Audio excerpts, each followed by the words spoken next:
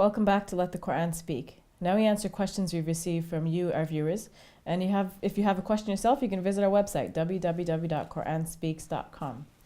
Okay, Brother Shabir, a number of questions here. The first one is about the Quran. And the person is asking about the Quran as a sort of quality control over the previous scriptures. So if you can comment on that.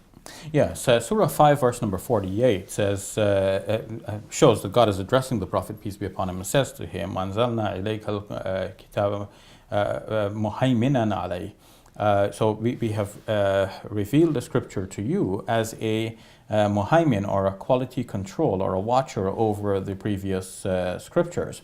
This is generally understood by Muslim commentators to mean that whereas the previous scriptures were revealed to the previous prophets and they were preserved in various ways, sometimes not with the accuracy that we might desire, the Quran now is revealed to give the final verdict from God, but also to show where the previous scriptures may have not been preserved accurately in comparison with what is now being revealed from God. Mm-hmm. So now we should sort of accept the Quran and as sort of telling us the truth compared to the other scriptures. This is how Muslims understand that if the previous scriptures, what remains of the previous scriptures are in agreement with the Quran, we can affirm that much is from God. Mm-hmm. If something is contradictory to what is there in the Quran, we can think that either that has been abrogated, if it happens to be some regulation regarding practice, so we have the new practice given to us for our present time in the Quran,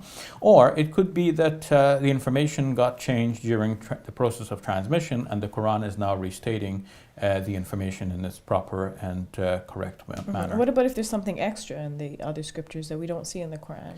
Then in that like case... Like a story of a prophet or something like that that's not detailed in the Quran. So that is treated in a neutral way. We may accept it or we may be silent about it. Mm-hmm. That depends on further study to think about how to regard those stories. But generally, Muslim scholars have taken those stories and they've incorporated them in the Muslim tafsir tradition to explain the Quranic text. Mm-hmm. Are we still to treat those other scriptures with respect? What should our attitude be towards them? Yes, we should treat the scriptures with respect because they contain revelation from God, and because of that we would treat the entire book with respect. Okay, let's move on to the next question. The person is wondering why the Quran speaks about God in the plural. What the questioner is referring to here, so that everybody's on the same page, is that when God speaks in the Quran, God says, we created, we and sent on the other down hand, this Muslims revelation. Always say that God is monotheistic, God is one, he has no sons, no partners. Yeah, so the question obviously stems from that. If mm-hmm. God is only one, why does the address come from we? Who is the we? Mm-hmm. Well, the answer to this could be that in the language, one might have a royal use of we. A doctor comes into the room and says, how are we feeling today? It means, how are you feeling today? But this is the convention in asking to, in a way, to break down the barrier and to create familiarity and so on. A king may actually use the royal address by saying, we the king. It is said that Victoria, Queen of England, used to say, we Victoria, by grace of God, Queen. Mm-hmm. So we Victoria, it's not I Victoria. Well, we Victoria is using the plural, but it's plural of majesty, not meaning that there are many persons here, just one person, Victoria, but using the we.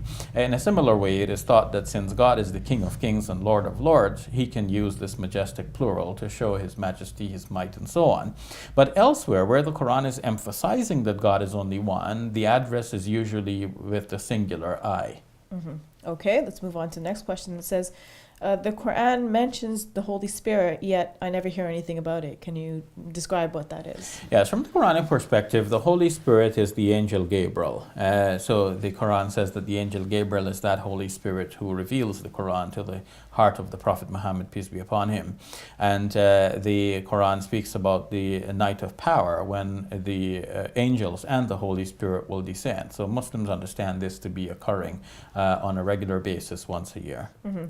Does the Holy Spirit have any sort of godly aspect to it, or no? From the Quran, from the Quranic perspective, and from Muslim theology, it is clear that only God is God, and everything else apart from God are His creatures. So whether it be a great angel like the angel Gabriel, referred to as here as the Holy Spirit. All of these are creatures of God, and only God should be worshipped. So there's no confusion. It's very simple. There is one God that we refer to with the Arabic word Allah, but we can say God with a capital G.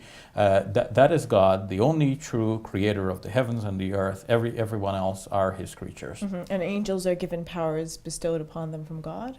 Yes, whatever powers angels do have, all those powers are bestowed on them from God. Whatever powers human beings have, whether it be the Prophet Muhammad, peace be upon him, or the Prophet Jesus or Moses, they're all creatures and human servants of God. They're given power from on high. All right, thank you for that, Brother Shabir. You're welcome. And we'd like to hear from you. Please visit our website, www.quranspeaks.com. Send us your comments, your suggestions, and of course, your donations. I'm Sophia Ali. For all of us here at Let the Quran Speak, thank you for watching. I'll see you next week. Allahu Akbar, Allahu Akbar.